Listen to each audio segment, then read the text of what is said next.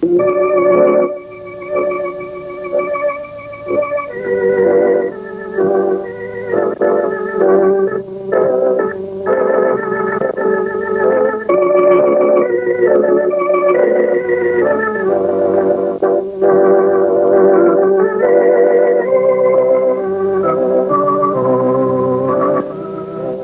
few people have ever witnessed the birth of an idea.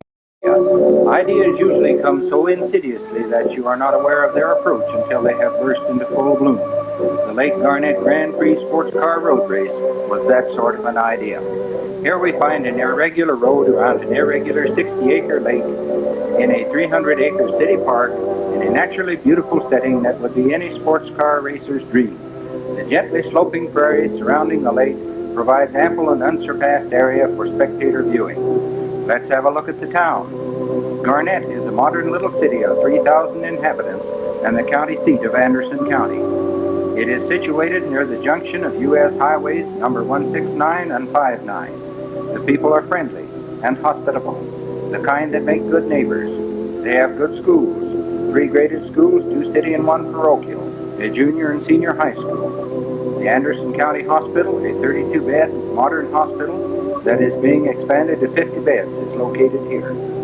The utilities are city-owned. They boast 2 city parks, each one containing a lake. Local industries include a church furniture factory, a garment factory, the internationally known Graham School for cattlemen, both beef and dairy, 2 railroads, a new grain elevator and storage, a metal products manufacturing plant, a sheet metal and welding plant, a chicken coop factory, several chicken hatcheries, an ice plant with cold storage facilities, and many home-owned businesses. I am sure you would find a visit to Garnett most pleasant. Meet Kenneth Callahan, one of our local building contractors who was kind enough to take me up in his tri-pacer so I could take those aerial views for you.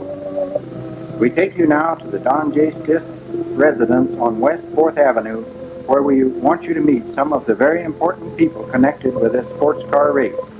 We find our club president, Don, and his lovely wife, Bernice, sitting out back on their patio.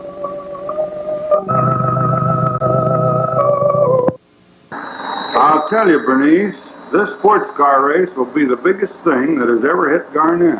I believe you. I don't think there's any question about it. Well, here comes Dick Ferris. Come on over, Dick, and join us. Hi there, Don. Hello, Bernice. Hi, Dave. Please sit over here. I want to talk to you. What do you think of the coming races? I expect at least 5,000 people to attend. Oh, boy, there'll be twice that many. Frank's publicized this event far and wide. It would certainly be a horse on us if we had more people than we could handle. I don't think that'll be a problem, but we must give considerable consideration to the taking care of those who do come. The Kansas City Sports Car Club has had the experience of sponsoring races such as this, but it is to be our job to take care of the spectators, park facilities, admissions, and many other details. I'm interested in where my ambulances should be, and whether in case of an accident, they can take the shortest way out, or if they must go clockwise around the course with the racing cars. Well, they must go clockwise with the racers, otherwise there might be a greater and more serious accident. Now, I'm having the members of the committee over here for a picture taken so that people can know who is responsible for the success, failure of this venture. Now, here we are, beginning left to right and top to bottom. Dick Swears, Walter Al Stockerbrand, Dr. Bob Stevens, Dick Ferris, Sam Busby, myself, Orville Brown, Frank Bennett, Kenneth Lyle, Leonard McCullough, Melvin Schulte, Chub Hughes, Claude Anderson.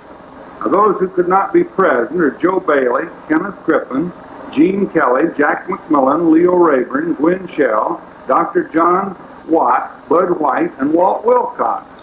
Now, the members of this committee represent all of the civic clubs and organizations in this community. Certainly without the full cooperation of everyone, would it be impossible to accomplish an undertaking of this magnitude. Thank you, Don. Now let's see what the local interest in the coming races is. We find a young lady sitting in her backyard looking at a booklet and another young lady approaching. What are you reading, Pat? The sports car race program, Dean Ruth. Oh, I've been wanting to read it. May I? Sure, you take it. I've read most of it.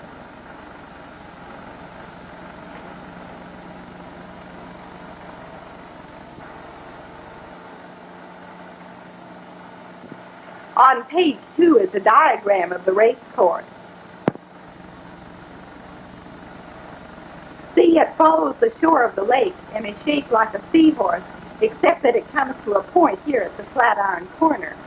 The races will start here at the Saddle Club area and go clockwise around the course.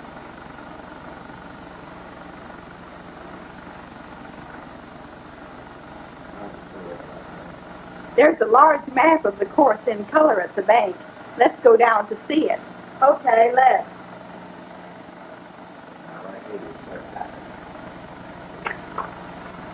Come on, Chipper and Toby, let's go for a ride.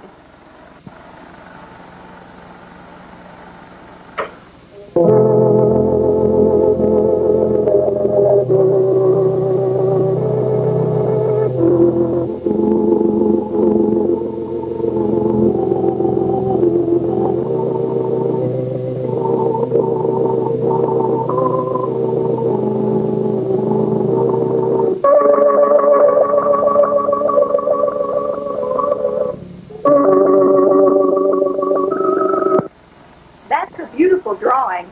Jack McMillan drew it as part of the advertising campaign.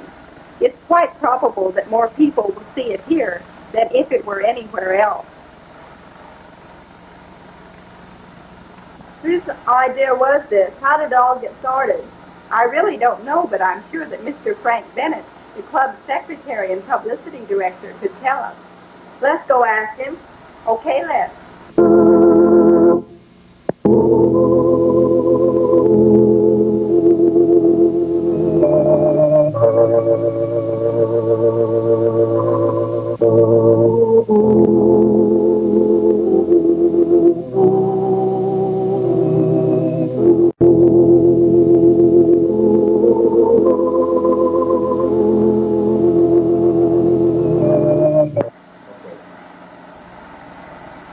Hello, Mr. Bennett.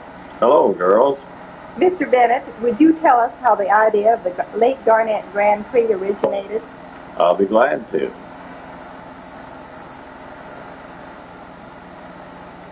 Have you seen the stories in the magazines? No, we haven't. And here's a program. Thank you. Kenneth Crippen was one of the first to suggest holding a sports car race on the Lake Garnett Road. Why was he so interested? Mr. Crippen has been a sports car enthusiast for years and is a member of the Sports Car Club of America. More than 2 years ago, he arranged with the Kansas City Sports Car Club to hold a rally in the Garnett City Park. At that time, there was some discussion of holding a race on the road that circles the lake.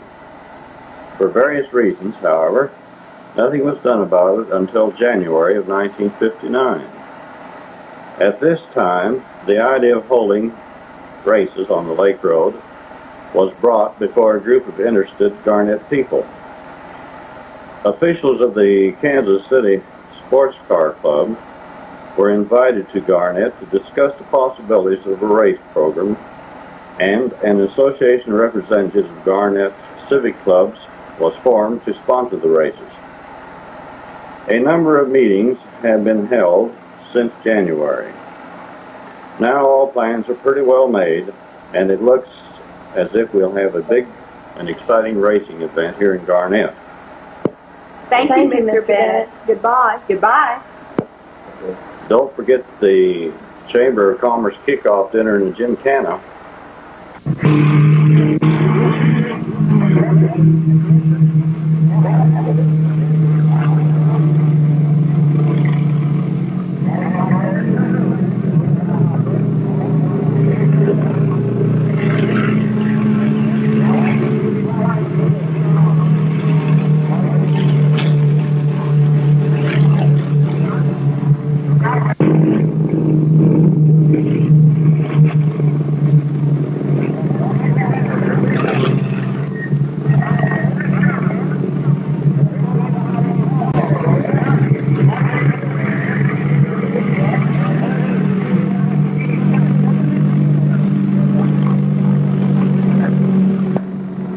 Friday, June 12th was the date set for the sports car show, driving contest, and kickoff dinner. 1,500 of the local citizens gathered to watch the show and driving contest. Virgil Wright in an Alfa Romeo started the contest, making the run in 33.8 seconds. Barney McRae in an MGTD won the contest by making the run in 25.8 seconds. Dave Wright, driving a Triumph TR3, came in second with 26 seconds, and Charles Shoemate, driving a Jaguar, came in third with 26.18 seconds. President Don Stith, driving a Corvette, made the run in 28.8 seconds. The contest was followed by a dinner in the basement of the Holy Angel School, attended by a record crowd of some 300 persons. The officials and other VIPs were introduced, and sports car racing explained, followed by the showing of a film of the 12th International Sebring, Florida Grand Prix race.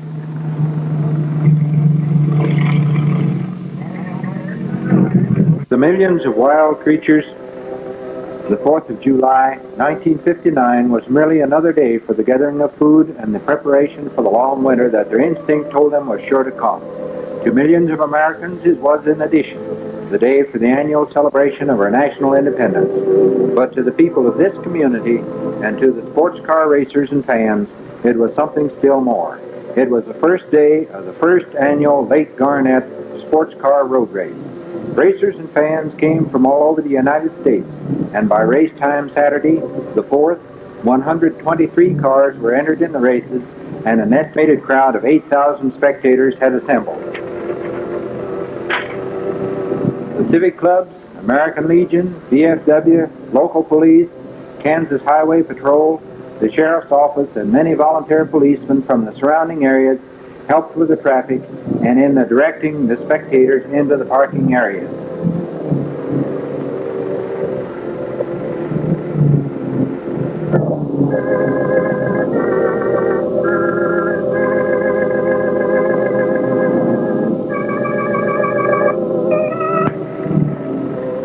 The National Guard Armory was used for the registration of drivers, crew, officials, and others who were to have access to the pit area.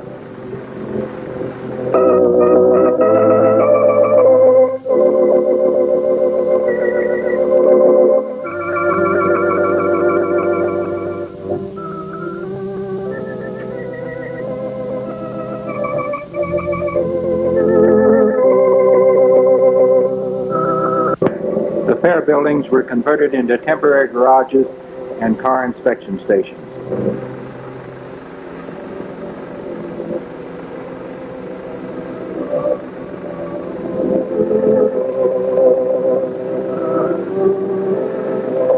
We are now entering the pit area and encounter the official check station at the Flatiron Corner.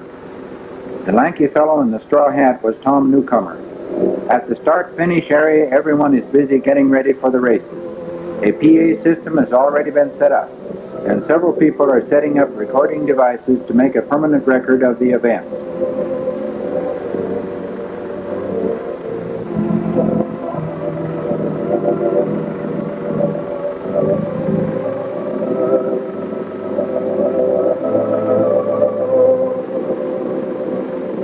Numbers must be put on the racing cars, and non-reflecting tape put over the headlights.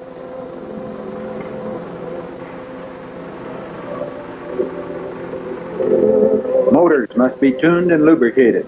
This one is a Ferrari. Precision made like a fine watch. It is a thing of beauty and one of the best of the racers.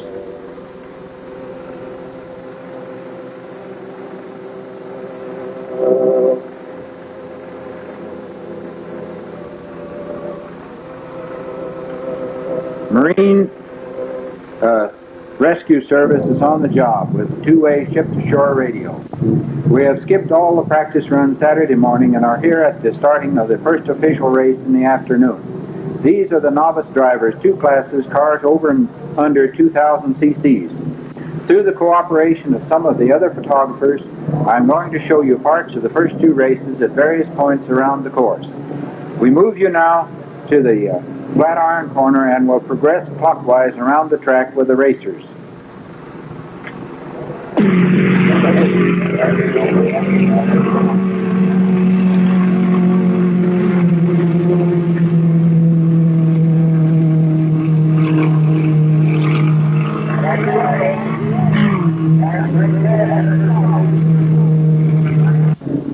see them now across the lake on the Santa Fe Strait.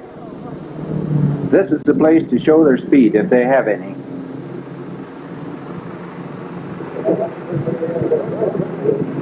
They have to slow down to go through the chicane just before they hit the dam. Here we see them going through the dip.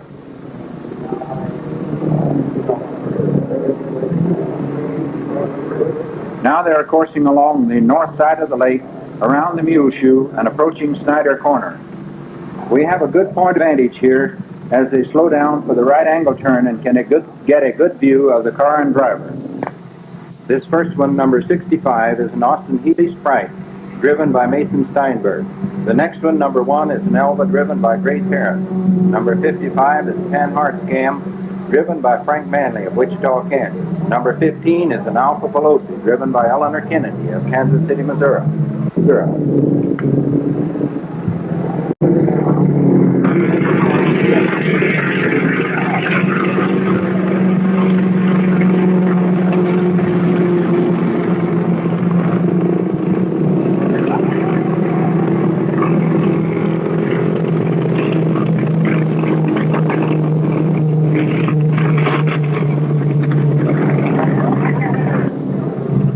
The clouds were getting quite heavy, so I began picking out the light-colored cars for photographing.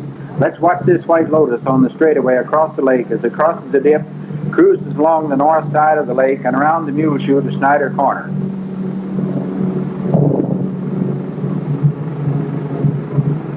It's number 22, driven by Bruce Harlow of Denver, Colorado. Here comes another one, number 43, driven by Ed French of Kansas City.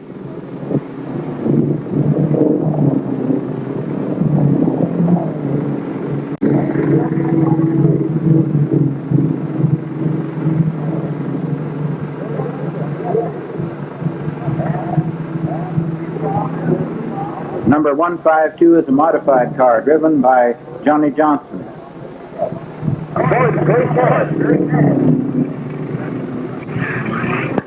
We are now looking at Snyder Corner from the south.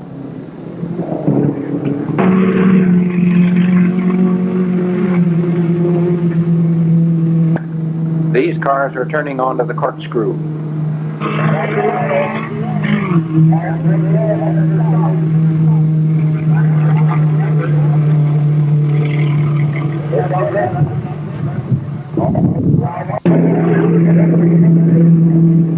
Marine Rescue Service still on the job. These cars are turning from the corkscrew onto the clubhouse bend.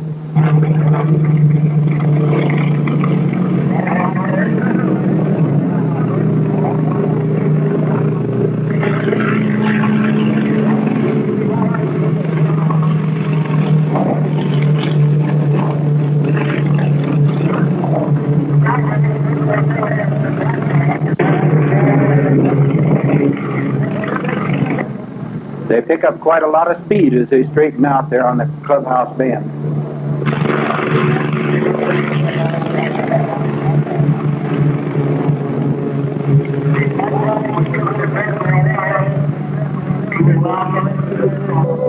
Everybody relaxes between races. Dick Ferris visits with Dr. and Mrs. Evans of Kansas City, Missouri from the driver's seat of his ambulance. The spectators on the other side of the fence do what spectators always do at intermission: quaff soft drinks and eat.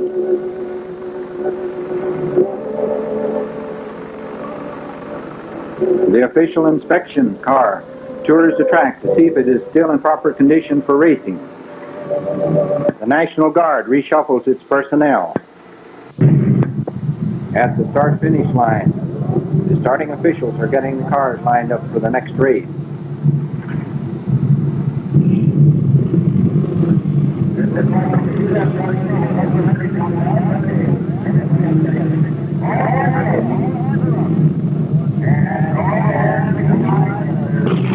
The cars are lined up for the last race on Saturday. The drivers hold up the left arm to show that they are ready. And as the green flag swings on its downward arc, the cars roar forward through the Flatiron Corner to start the race.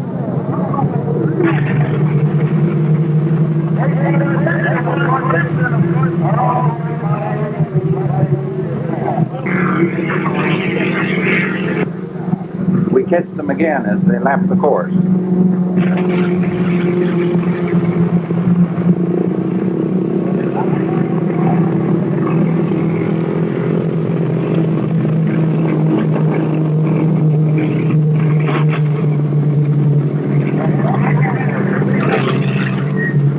Across the lake, we see them as they speed north on the Santa Fe Strait.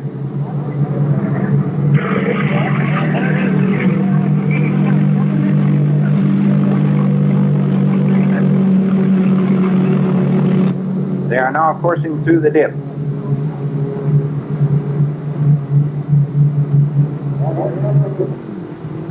And a moment later, here they are at Snyder Corner. Number 41 is an Alfa Veloci driven by Ed Carson. Number 81 is another Alfa Veloci driven by William Andrew Betty.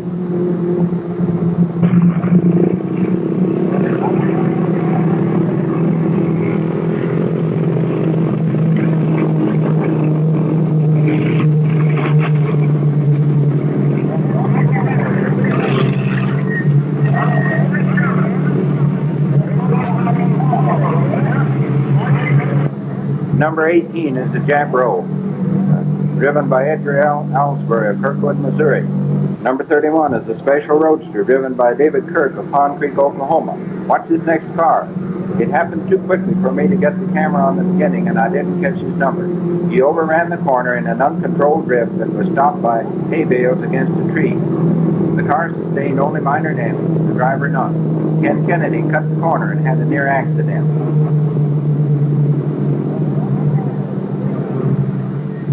Number 96 is an Alfa Veloci driven by Bernie Lynn. Number 91 is the Jabro driven by Emmett Pratt of St. Louis, Missouri. Number 26 is an Austin Healey 100-6 driven by Cecil Gellner of Derby, Kansas. Number 35 is another Jabro driven by Stuart Hollander. Number 79 is the Triumph TR3 driven by Ralph J. Henry of Grinnell, Iowa.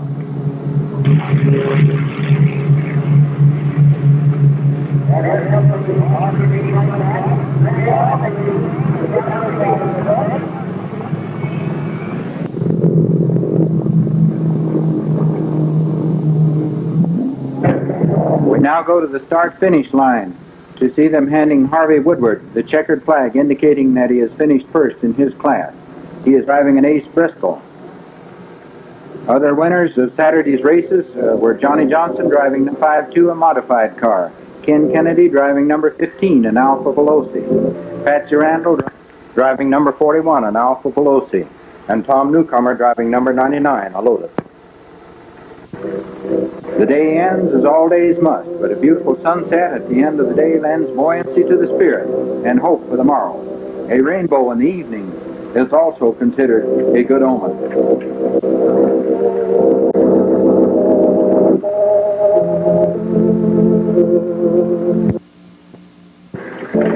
Sunday turned out to be a beautiful day. Don Stith is on the job, giving the track a personal inspection. He drives the official pace car, a Chevrolet Corvette. Next we see Dick Dalton and Jack McMillan checking the signs. It looks as if they might be doing some bird watching too. We are at Station 6. The officials in charge of the station are checking their supplies and equipment to see that all is in order. Dud Richards is making final inspection of the fire extinguishers. Fred Carey is making his rounds in his signboard Willys pickup. Fred drives a 1939 model that there just aren't hardly any of. The National Guard is on the job too, distributing its personnel to their proper stations. Sunday morning practice stations begin at 10 a.m. with the production and modified cars under 2,000 cc to be followed at 11 by those over 2,000 cc's. From our position, I am not able to catch the numbers of all the cars and do not know them well enough to identify them without the numbers. I will do the best I can for you.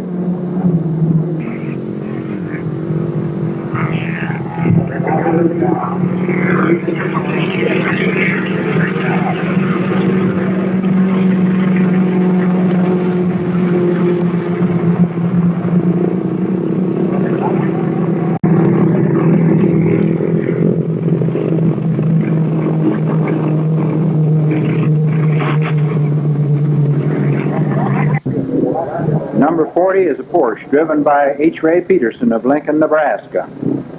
Number 31 we saw many times Saturday, a special roadster driven by David Kirk of Pond Creek, Oklahoma. Number 15 is Ken Kennedy's Alpha Veloci. Number 22 is a White Lotus driven by Bruce Harlow of Denver, Colorado.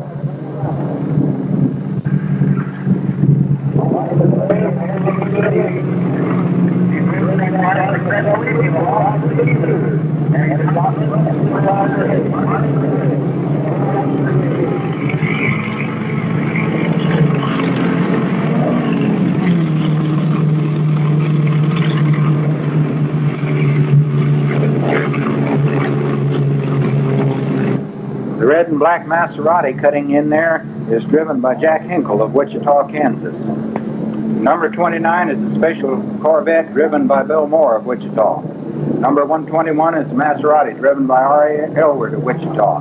Number 72 is a Corvette driven by George F. Blondell. Number 12 is a Corvette driven by Paul Packard of Wellington, Kansas.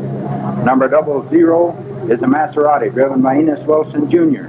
Number 431 is a Porsche RS driven by Buddy Burley. Overhead, Jim Streen is taking snapshots of the races and the crowd of spectators assembled to see the races. I have dubbed some of them in for you. The first is a snap of the group at Snyder Corner. The second is a picture of the group around the East Shelter House and the Corkscrew. The third shows the crowd around the start-finish line. The fourth is a sort of overall picture. And the last shows a crowd around the Flatiron Corner. Immediately after the opening ceremonies, there was a one-lap parade of sports cars representative of Great Britain, France, Italy, and Germany, headed by President Don J. Stith, driving a Chevrolet Corvette. Riding with him were the race queen, Miss Gail Moore of Kansas City, and Frank Bennett. The consular agents of Britain, France, Italy, and Germany rode in the parade in the representative cars. The first race of the afternoon was production cars over 2,000 cc's and modified cars over 1,100 cc's. They come led by Jack Hinkle in his Maserati, followed by Bill Moore in a Corvette Special. R.A. Aylward is a close third in a Maserati.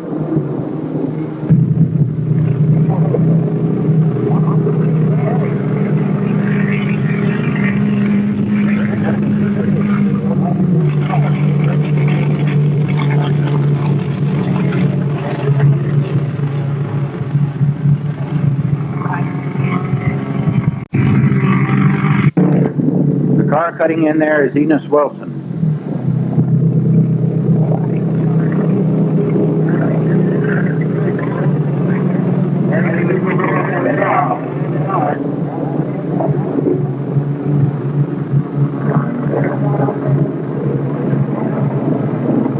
Number 29 is Bill Moore. Number 431 is Buddy Burrow, driving a Porsche RS. Number 12 is the Corvette driven by Paul Packard. Number 611 is Dave Biggs in a Ferrari. Number 17 is Gerald Vinger of Omaha in a Corvette. 72 is George Wandell driving a Corvette.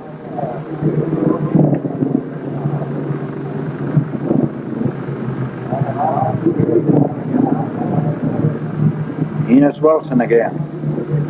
Number 108 is Pearson Thompson in an Alpha Veloci. Number 48 is Mac Yates in a Corvette.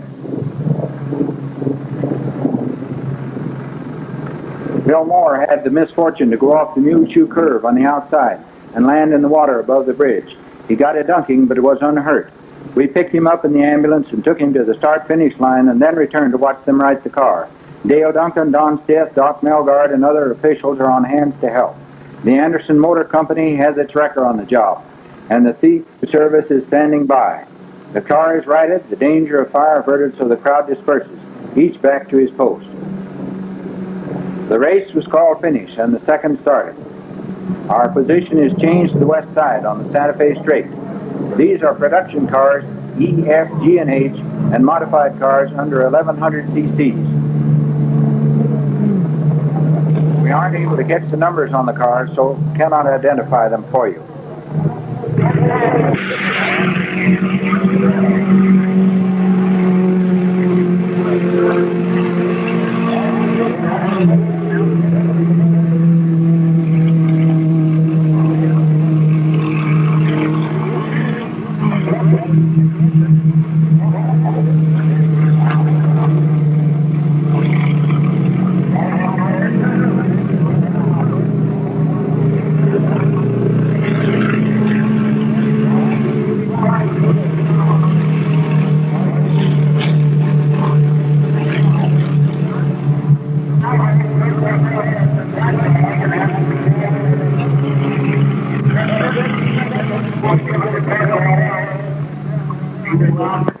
We move our position now to watch the cars go through the chicane. They get up to speeds estimated at 170 miles per hour coming up the straightaway, then begin to throttle down sharply at the countdown, so that they can go through the chicane at a safe speed. It's a rather tricky sort of deal.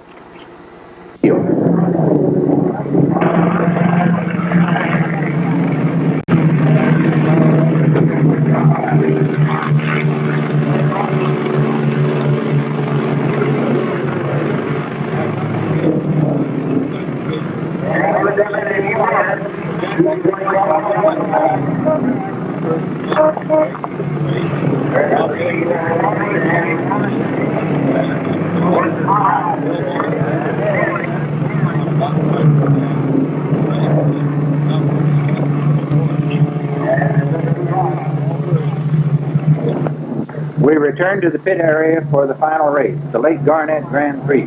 Production cars over 2,000 cc and modified cars over 1,100 cc. The race is limited to licensed drivers. We start with the pace lap led by Don Stitt.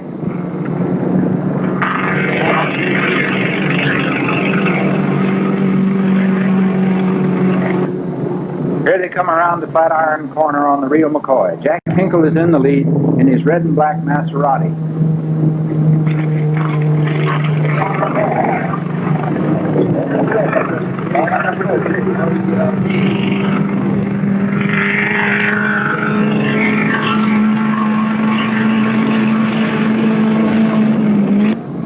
After they all pass the corner, we change our position so as to catch them coming up grade from the creek. You get a good idea of their speed here.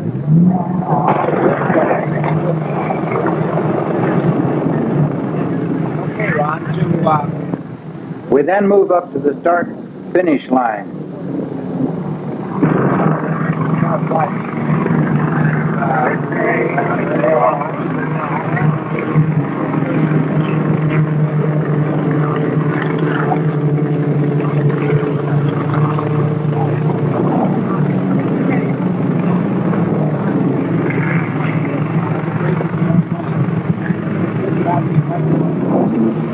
We are now on the other side watching them come into the finish.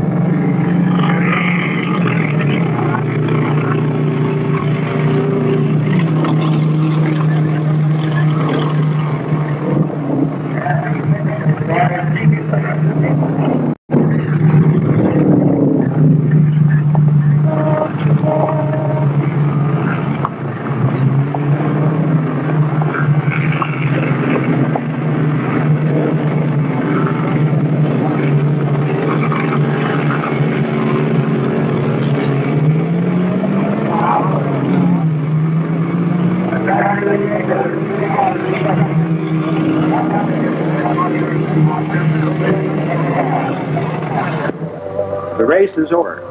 The people gather around the racing cars and racers.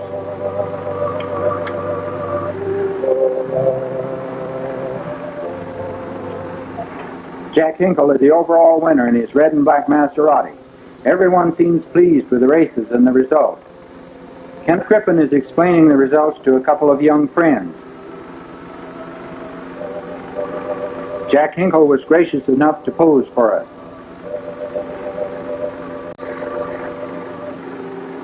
So ends the first annual Lake Garnett Grand Prix. Everyone had worked hard to make it a success, and it was a success. I overheard Don Stith discussing the matter with Dean Knight and suggested that perhaps next year's event might be bigger and better, to which Dean replied, "It might be bigger, but it couldn't be better." Thanks very much for looking and listening.